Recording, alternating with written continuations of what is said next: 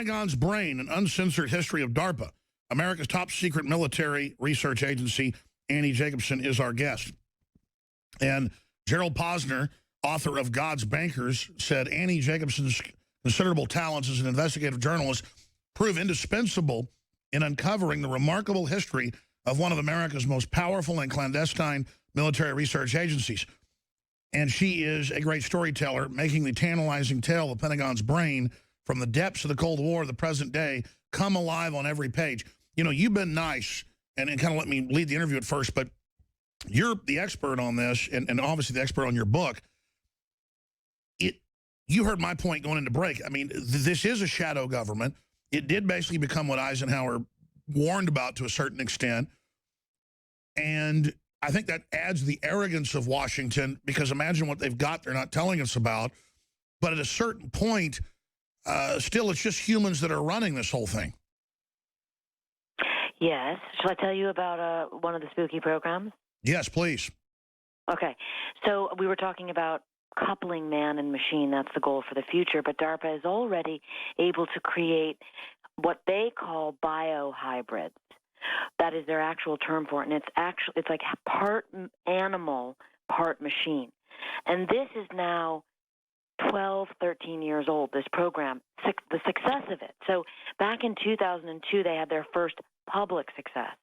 DARPA scientists wired up a rat's brain. These were like with tiny wires the size of human hairs connected to electrodes and also connected to a microprocessor that was sewn into the rat's back like a backpack.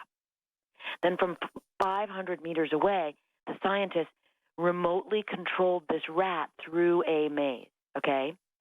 And this process has been ongoing of coupling more animals with machines, and just last year, DARPA scientists did the same thing with a moth. So they inserted the electrodes, these neuroprosthetics, into the moth when it was in its pupa stage. So think that through. It's like this incredible analogy of metamorphosis.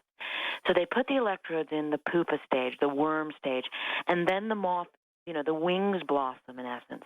And now the brain chips, the body chip, is part of the animal. And the DARPA scientists were able to steer this Mandica sexta moth that same way. The moth only has a life cycle of 90 days. So it was like a short experiment. But you can see this movement toward being able to control humans in the same manner. Absolutely. It's the end of free will. You know, if you sign up for it. I mean, and I think that's the rub. I think that there's a lot to be said about being aware of how these military applications, you know, are not appropriate. The government calls it the super soldier program. I mean, that's what it is, giving warfighters enhanced cognition, enhanced physiology. Sure, So we all know there's governors lifting weights or marching. They can just flip a switch and you can march 100 miles. Or you can wear the super suit, which, by the way, DARPA has teamed up with Special Forces now to create this Talos super suit. I mean, it does everything. It even has like blood hemorrhage control mechanisms inside of it. Good God.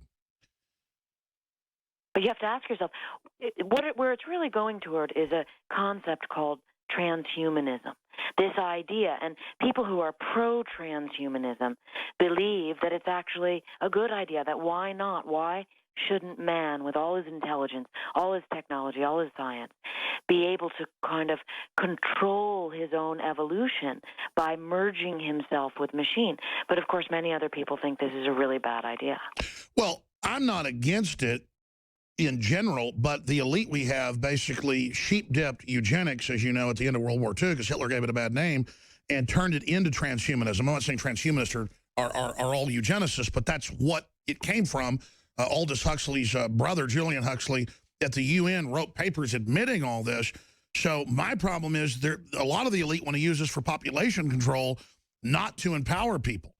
And so I don't see us being given a choice, as Ray Kurzweil says, well, you may not be augmented, but you'll be like a bug, basically. I mean, look, this is definitely something worth discussing. I think that's the whole point, is that, just to kind of like ignore it all is a bit like putting your head in the sand like an ostrich and leaving your neck exposed. I mean, people want to be aware of what is going on.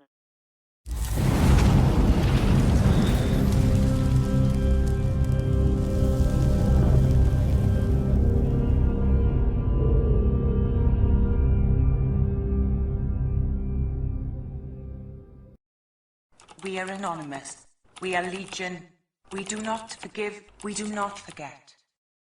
Expect us.